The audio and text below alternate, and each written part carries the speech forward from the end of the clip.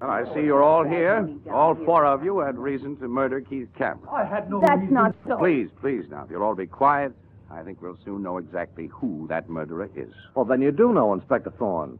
In that case, why did you have to have us all dragged down here? Well, many interesting facts come to light at the scene of a crime, Jack Parker. For instance, these ledgers, which were carefully hidden in Keith Cameron's bedroom. Well, why tell me about them? Because I've had my men check those ledgers, and they prove that you were stealing from Keith Cameron. Well, maybe I did. But that doesn't mean I killed him. It means you're an awful liar, Parker. I heard you tell Inspector Thorne that Keith never accused you of stealing his money. You're right, Steve Mitchell. But detectives are used to having people lie to them. The way you did, too. Steve would never lie. You seem to have a very high opinion of the man you jilted for Keith Cameron, Miss Carroll. I didn't know what I was doing. I'm glad I woke up in time. In time to murder Keith Cameron? You call me a liar, Inspector Thorne. Why don't you back up your words? Muggin, tell us what ballistics reported about the bullets that murdered Keith Cameron and the ones fired at Carla Carroll. They didn't come from the same gun. What about the gun we took away from Jack Parker's apartment, the gun Carter and Mitchell were arguing about? That's the gun that fired at Carla Carroll. And that gun is registered in your name, Steve Mitchell. Maybe it is, but it was stolen from me months ago. Oh, don't you see how crazy this is? You can't accuse me of wanting to kill Carla, the girl I love. You didn't fire those shots to kill Carla, but to convince us she was innocent, because you were convinced she was guilty. You knew Carla had been back to this apartment after the party was over because she asked you to come with her and wait outside. All right, Inspector Thorne, but she only came to get some letters back. Letters she'd written to Keith Cameron. And he was still alive then because he gave them to her. What time was that, Steve? What difference does that make? He was still alive. I came into this apartment at 2:45, Inspector Thorne. That's about the time the medical examiner says he was shot. He was alive when Carla left, Inspector Thorne. And you left him in good health, Carla? I don't know, Inspector Thorne. What? The bedroom door was closed when I came into the apartment. I was glad. I knew the letters were in a desk in the living room, and I got them as quietly as I could.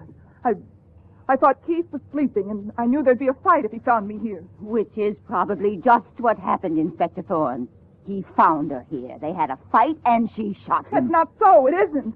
I wouldn't know how to fire a gun. Well, evidence bears you out on one point, Miss Martin. There was a fight between Keith Cameron and his killer. There, you see? A very important fight.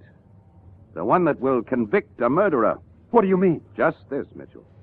I remember all I've read about how actresses need lots of beauty sleep when they're working. The reason for that should be obvious. And then I begin to wonder why a fading actress like you, Elaine Martin, should take the risk of staying out all night before an important audition. I told you. I just went to a nightclub with some people. That's not a good enough reason, Miss Martin. Do you know of any better one? Yes.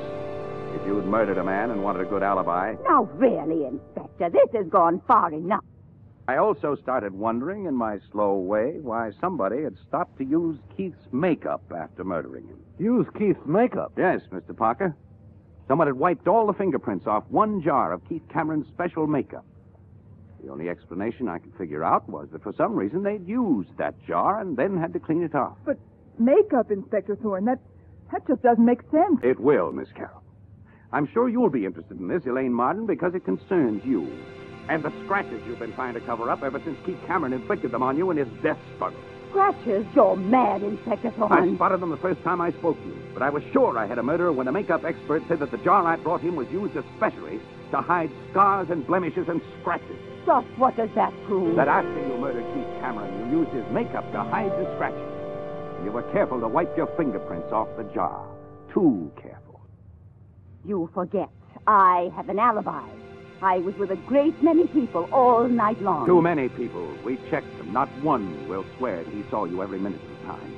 No, Elaine Martin, you had plenty of chances to slip away unnoticed, murder Keith Cameron, and then hurry back. You have no alibi. And I have the evidence which proves you killed the man who had been deceiving you. You thought of everything, didn't you, Inspector Thorne? Well, I'll tell you one more thing you didn't think of. One more thing that proves what a rat Keith Cameron was. That audition this morning. That was my last chance. My very last chance to get a part in a Broadway show. And you know what Keith told me as I was leaving his party? He told me he was going to cancel it.